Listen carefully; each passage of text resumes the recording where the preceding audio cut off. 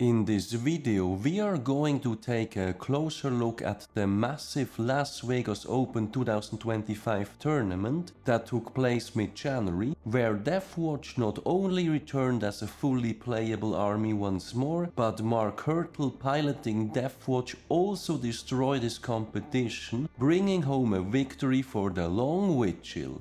Over the course of the video, we will go through his matchups and his list in an attempt to find out just how exactly he made such great use of the new Deathwatch index. Then finally, I will offer my personal conclusions and a quick wrap up of what has been covered.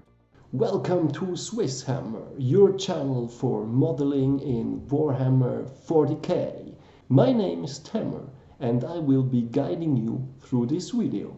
For this year's Las Vegas Open, there were over 1000 players, and in order to bring home victory, Mark Hertel had to make it through 6 initial rounds, a shadow round as game number 7, followed by 3 more rounds, bringing him up to a total of 10 games played. While that's quite an impressive feat on its own, one must let the fact sink in that Deathwatch was just freshly reinstated as a playable army once again back in December, after GW had made a poor attempt to fold them into Codex Imperial Agents earlier last year. While the new index does lean into how Deathwatch used to be played early in 10th edition, there are still quite some significant rules changes, and I tip my virtual hat to Mark Hertel for adjusting this fast to the new index. That said, I have covered his Deathwatch tournament results on multiple occasions back in 9th edition, so this is a player dedicated to the long Vigil finally reaping his well-deserved rewards. That said, looking at his matchups, round 1 was against Space Elves, round 2 against Chaos Space Marines, round 3 against Death Guard, a very close match, round 4 against Archangels, round 5 against Ultramarines with Gladius, and round 6 against Nits. He then played the Shadow round against Death Guard, before going into Drukhari, Blood Angels, and then the finals against an Ultramarines Vanguard list. Several of these games could be seen on streams, and I highly recommend checking them out if you haven't done so already. While Mark is an excellent pilot, there were quite a few close calls that could have gone either way, and it is well worth watching. Looking at his list, for characters, we have the Gravis Captain with the Tomb of Ectoclades, the Judiciary with Thief of Secrets, a very potent combo, the overperforming Lieutenant with Combi Weapon, as well as the Watchmaster. Mark then heavily leans into Deathwatch veterans, bringing along 2x5 as well as a full blob of 10. For the 2 5-man units, he is also bringing along a Rhino each, which is perhaps one of the most standout elements of his list. Moving on to the other datasheets, here we have 2 squads of Deathwatch Terminators, clear winners of the new index, a single Indomitor as well as a Talon Strike kill team. Both of these are really excellent and in my opinion, the current top of the named kill teams. To round the list up, he then also has a Stormspeeder Thunderstrike, a nice piece of tech that has already been popular with the first iteration of the index. While the Gravis Captain obviously goes with the Indomitor kill team, the Watchmaster will attach to the 10-man veterans, while the Judiciary goes with one of the 5-man. When it comes to loadouts, what stands out here for me is that he runs both the veterans and the Terminators far more aggressively, prioritizing shooting over storm shields. Like for instance, I personally run my Terminators with 2 hammers and shields, together with the 3 Cyclones, and I put a couple of shields on my Vets at the expense of bringing an additional frag cannon or Infernus heavy bolter. Furthermore, the Rhinos are an interesting piece of tech, and as could be seen on the streams, he has used these to the fullest effect, be it to hold a home objective, or placing them where they would be of most annoyance to opponents. I think that in the times of the Space Marine kits going more and more towards primaries, the good old Rhino is something that gets easily overlooked, and personally speaking, I had to reread its datasheet once again in order to fully appreciate just how much potential value we actually get for those 75 points. Furthermore, this list also heavily capitalizes on the kill team keyword, meaning both named kill teams, the veterans, as well as the Terminators have it, meaning that they will be able to use our Black Spear Task Force strats to their fullest, and I think this is really the sort of list that feels like actually playing Deathwatch. This is further boosted by bringing along both a captain and a watchmaster, as with the current ruling, their CP reduction abilities are named differently, so you can use them independently of each other. Then for the tournament itself, of special note here is also that LVO ruled mission tactics to apply to all units, instead of just the Deathwatch ones, something that has been clarified by the recent Deathwatch FAQ. But personally I would argue that this hardly mattered, as it would only have been the Thunderstrike as well as the two Rhinos profiting from it, hardly the main benefactors of mission tactics. So even with the new ruling, this list will continue working just fine, and the new ruling does not take away anything from this amazing victory. Clearly, the Deathwatch is back in business. With the list covered, here are my personal takeaways from this amazing Deathwatch performance. First of all, as I initially mentioned, with Mark Hertel we have a veteran Deathwatch pilot that has had success all the way through 9th edition already, playing a list that actually feels like Deathwatch. Unlike Alex Waterbottle Harrison and similar bandwagonism that was done back in 9th edition with Dreadnoughts and the Invul Bubble, this is a Deathwatch list doing Deathwatch stuff, played by someone who actually understands the army.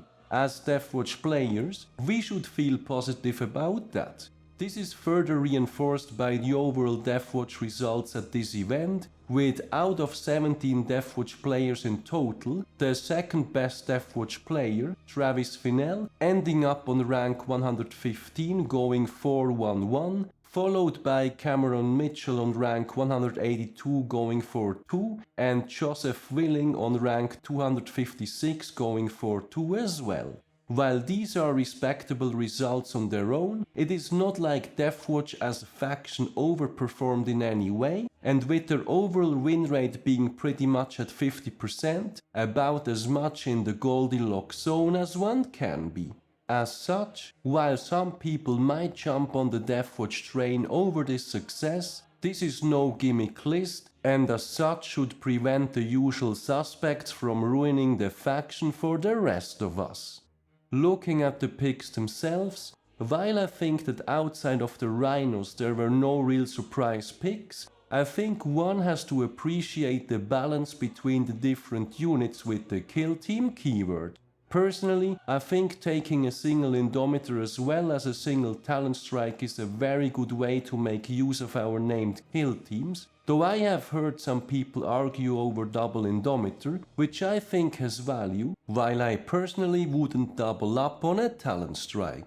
As I covered in my dedicated kill team guides, leader options just don't really work out that well for the ladder either, and we do want those captains around for the CP reduction. Furthermore, I think double Deathwatch Terminators is pretty much an auto-include for any competitive Deathwatch list at this point, and I think Mark has also shown us an example of going full Storm Bolters together with the obligatory 3 Cyclone missile launchers. I will definitely have to give this one a try. Then for the Deathwatch veterans, while I personally like to include 1 or 2 of these units, I think their performance also heavily depends on leaders, and as Mark has shown in this case, potentially even transports. For a 10-man blob, I think the Watchmaster is obligatory, at least for as long as his CP reduction ability remains separate from that of a regular captain. Furthermore, a Judiciary with a 5-man unit is a very juicy piece of tech, especially when also equipped with the Thief of Secrets. Personally, I might maybe try to fit in some additional storm shields, but that might just me being unable to play as aggressively or simply as decently as Mark. Overall, I think this is a great list to take inspiration from going forward with Deathwatch in 10th edition. And again, my congratulations to Mark Hertel for this amazing victory. Way to give Deathwatch a proper comeback. To wrap things up, over the course of the video, we have looked at the big Las Vegas Open tournament with over 1000 players, where Mark Hertel's Deathwatch destroyed everyone in an amazing comeback of our faction. Way to represent the long Vigil. While going 10-0 is an amazing feat by itself, what stands out to me the most is that Mark managed to pull this off so soon after the release of our new index, as well as doing it with a list that couldn't possibly be more Deathwatch. For named kill teams, he brought both a single Indomitor and a Talent Strike kill team, clearly the top performers among the four, and he then also had 2 Deathwatch Terminator squads, as well as 3 squads of Deathwatch veterans. With so many unique Deathwatch models, as well as them having the kill team keyword, this allows him to make the fullest use of the Black Spear Task Force detachment rules, and bringing along both a regular captain as well as the Watchmaster gives him CP reduction when using our stratagems as well. The perhaps biggest surprise here for me were the 2 Rhinos, a solid piece of tech for their points, and I will definitely look into those in my future list iterations. As always, the link to the full list is linked in the description. All in all, what a great comeback for our faction, and once again my congratulations to Mark Hertel for this amazing win. So that's it for the Deathwatch destroying the Las Vegas Open, and with that bringing our faction back into the competitive scene. What do you guys think about Mark Hertel's list and results, and what kind of changes are you going to make to your own lists? Does Deathwatch have a chance to win any more tournaments with our new Grotmus index? Let me know in the comments. Then finally, if you made it this far and I still have your attention, if you like my content, any additional support is greatly appreciated, as it helps me invest into future videos. For that, I have both a Ko-fi as well as a Patreon page, links are in the description. Furthermore, I would also like to mention that there is a SwissHammer Facebook page where I will be posting links to my videos as well as articles I find of interest. I do read a lot about the hobby, but not all of it will always end up as its own video. I look forward to seeing you there as well. As always, thank you very much for watching, guys. Your continued support is greatly appreciated. I hope you have been enjoying this video, give me a thumbs up if you did, and don't forget to subscribe if you haven't done so already. Thanks again and see you next time.